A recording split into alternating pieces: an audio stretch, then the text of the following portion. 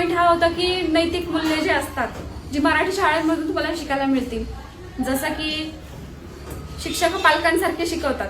म्हणजे मुलांची कोणाची वेणी सुटली असेल तर तुमची वेणी बांधून दिली जाते. मुलांचे बटन्स ठीक नसतील तर शिक्षक लिटरली बटन्स तुमचे शिवून देतात. की ह्या गोष्टींची अपेक्षा तुमची इंग्लिश शाळेमध्ये हे ठेवलं जातं की तुम्ही घरून येतानाच तुम्ही सगळं व्यवस्थित करून या.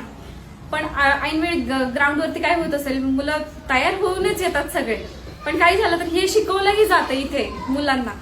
हे विशेष आहे की मुलं सुद्धा एकमेकांना जपून घेतात. म्हणजे आता विहानला इथे ऍडमिशन घेतल्यापासून सगळी मुलं त्याला मदत करतात, कारण तो इंग्लिश मिडियम मधून आलेला आहे. त्याला मराठीमध्ये काही काही शब्द जड जातात, जसं की 44 किंवा 72 झालं, हे झालं, लिहायचं कसं.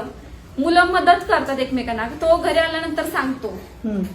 त्याला ग्राउंडवरती खेळणं झालं तर त्याचा जो मूड आधी होता आणि आता जो आहे त्याच्यामध्ये भरपूर फरक आहे. बर, म्हणजे फरक आहे हे खूप महत्वाचं आहे. मी त्यांना 1 महिना सांगितलं होतं, त्याला 1 महिना शाळेत येऊ द्या, बसू द्या, त्याला कसं वाटतं, त्याला शाळा आवडते का ते आपण पाहूया आणि मग फायनल डिसिजन घेऊया. कारण एका इंग्लिश मिडियमच्या शाळेमधून डायरेक्ट मराठी मिडियमच्या शाळेत येणं खूप मोठं चॅलेंज आहे आणि हा त्याच्या आयुष्यातला टर्निंग पॉइंट आहे. त्यामुळे मी त्यांना काय म्हटलं, लगेच घाई करू नका, 1 महिना आपण त्याचं वागणं, त्याचा अभ्यास करणं, त्याला आवडते का हे महत्वाचं आहे. शिकायचंय त्याला, आपल्याला नाही. पण आज तो आनंदाने या शाळेमध्ये शिकतोय. विहान इकडे हा आहे आमचा विहान, त्याला तुम्ही पाहिलं असेल बऱ्याच व्हिडिओमध्ये. हा पण तेवढ्याच आनंदाने प्रत्येक कृतीमध्ये सहभागी होतो, शिकतो आणि नव्याने स्वतःच्या सुद्धा कल्पना मांडतो.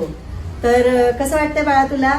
मला खूप छान वाटते ह्या शाळेत. हा व्हिडिओ करण्यामागचा एकच उद्देश आहे की जिल्हा परिषदची शाळा किंवा मराठी शाळा ही मुलांना शिकवते, घडवते. फक्त शिकवत नाही तर घडवते. तर आपणही सर्वांनी हा विचार करा. जे कोणी हे व्हिडिओ बघत असेल त्यांनी विचार करा की मातृभाषेतून शिक्षण म्हणजेच प्रगतीचं लक्षण. तर याच गोष्टीवर आपण आता थांबूया. सर्वांचे खूप खूप धन्यवाद. जोरात टाळ्या वाजवून